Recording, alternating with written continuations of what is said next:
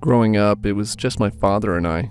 My mom passed away when I was really young, and we didn't have any other family to help us, so my father had to work long shifts at night in order to support us.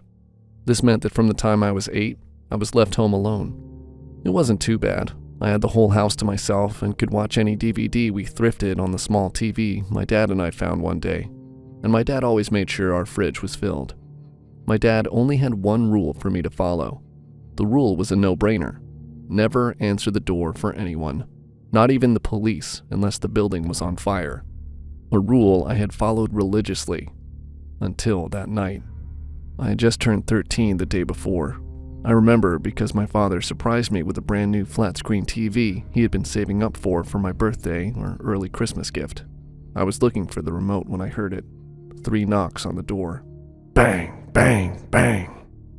As you can imagine, I was panicking at the sound of knocking. But I was older and told myself to be brave, so I moved toward the door. Not to answer it, but to look through the peephole.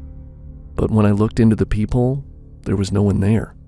I stood at the door, shaking and wondering if I made it up. I waited several minutes and checked the peephole again, and to my surprise, there was something in the view of the peephole. Something I must have missed when I checked last. A box. It looked like a package, and since it was a week before Christmas, I thought my father had ordered something and forgotten to tell me. So in my naive state, I opened the door to grab the package. Only when I grabbed the package, the box felt light. Really light, like there was nothing inside.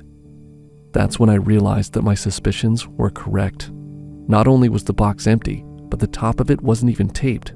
It was folded over each other like someone grabbed it out of the trash and wanted it to look like a package again, but didn't have the means to tape it closed.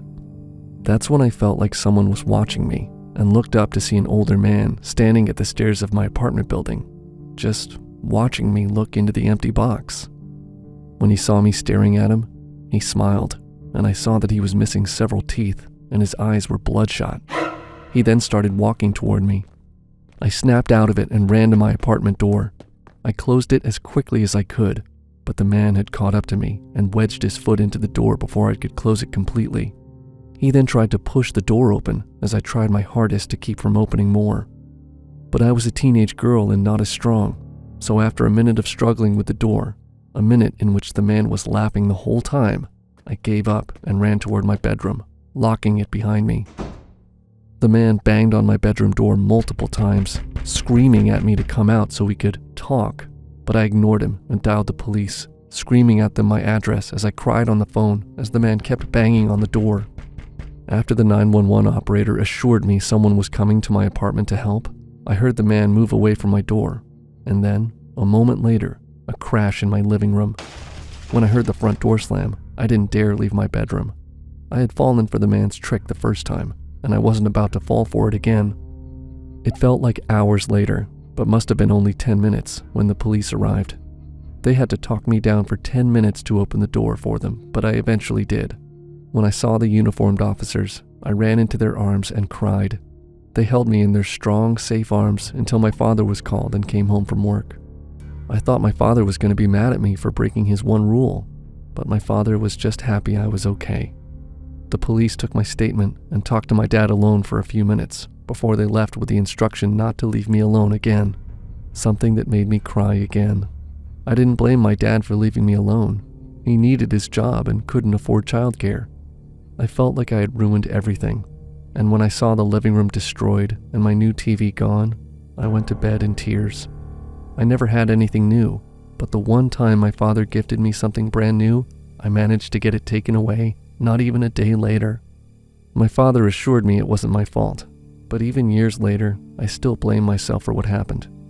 My father found a new job soon after the incident, so I wasn't home alone all night like before.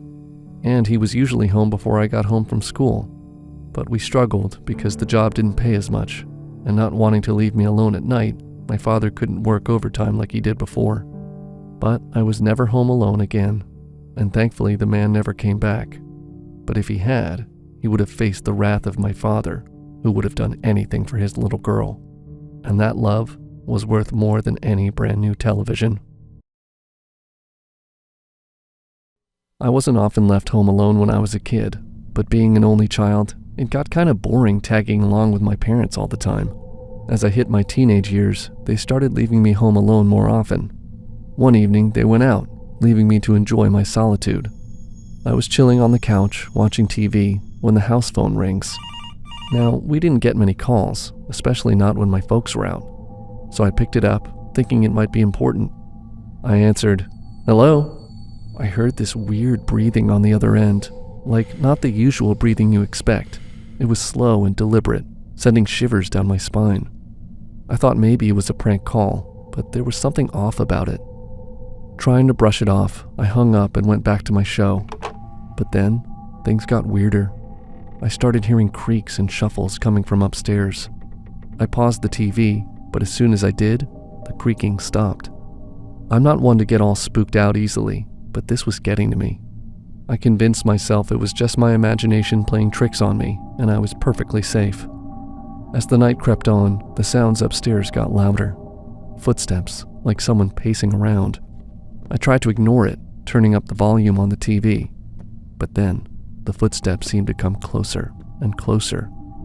I dialed my parents, hoping they'd answer and tell me they were on their way back. No luck. It just kept ringing.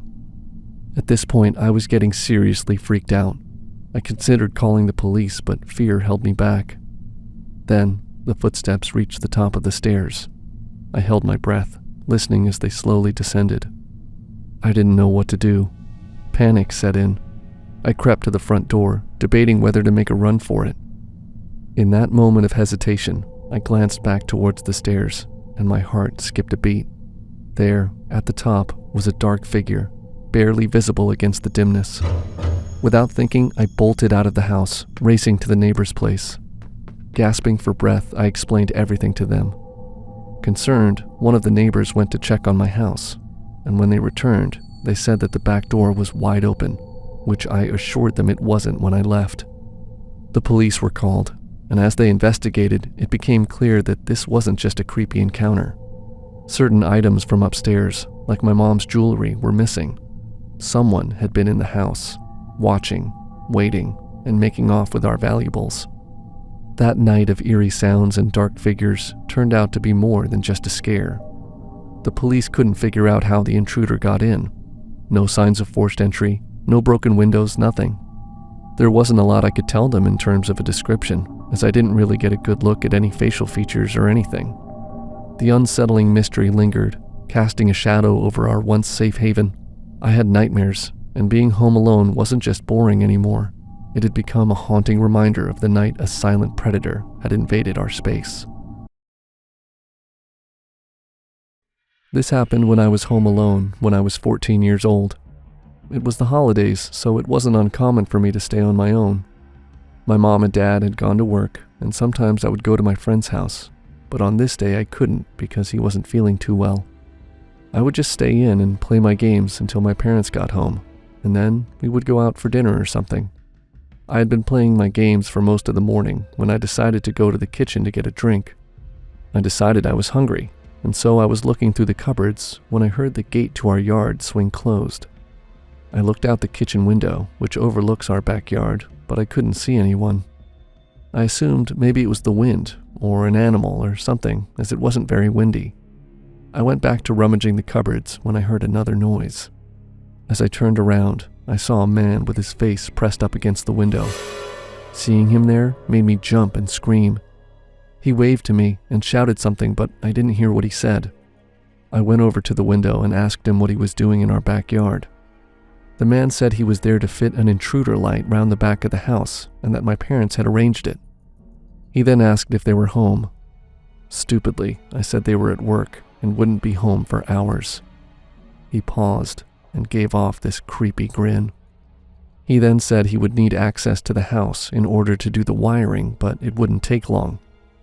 The man, although coming off a little weird, looked pretty normal. At first, I thought about letting him in, but then as I thought about it, he didn't look like he was dressed to be doing maintenance work or installations. I called his bluff and asked him where his work van was. He said that he had broken down round the block, but he could walk to get his tools, but he needed to get in to see what he needed to bring. I didn't trust this man now and was starting to get a little scared. I told the man I would need to ring my mom just to make sure I wasn't letting in a stranger. He laughed and said, "That's okay, son. You go ring your mom." I made my way back into the main room where the house phone was and called my mom's work. Just as I was on the phone to her, I heard a smash come from the kitchen. It sounded like a window smashing.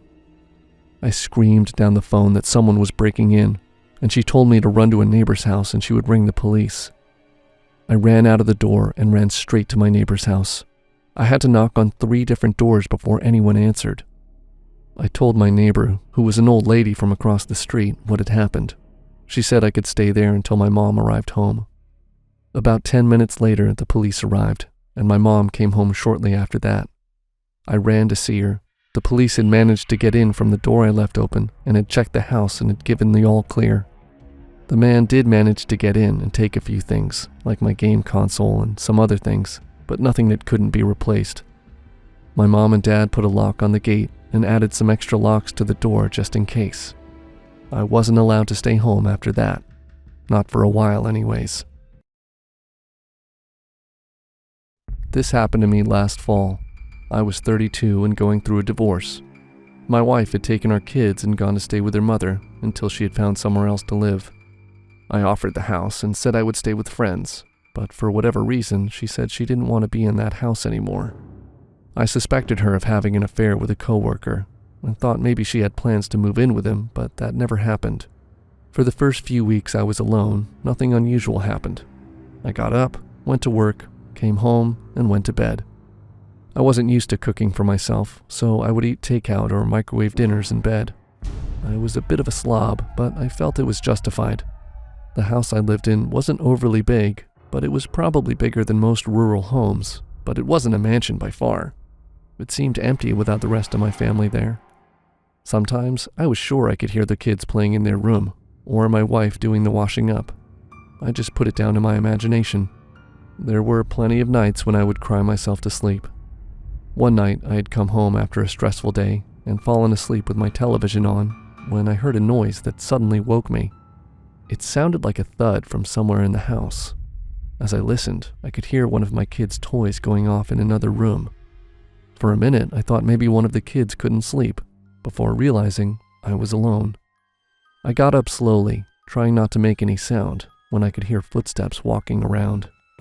My gun was in a safe, and I didn't feel like I had time to get it, so I picked up a bat I would keep behind the bedroom door. I crept into the hall and could see a shadow moving under one of my kids' doors. This toy would play a lullaby and had flashing lights which changed color to the music. My heart started beating faster as I slowly made my way forward, trying not to make a sound or alert anyone that I was coming. I placed my hand on the door handle while the lullaby continued to play. I took a deep breath and swung the door open, charging in ready for a fight. There was no one there.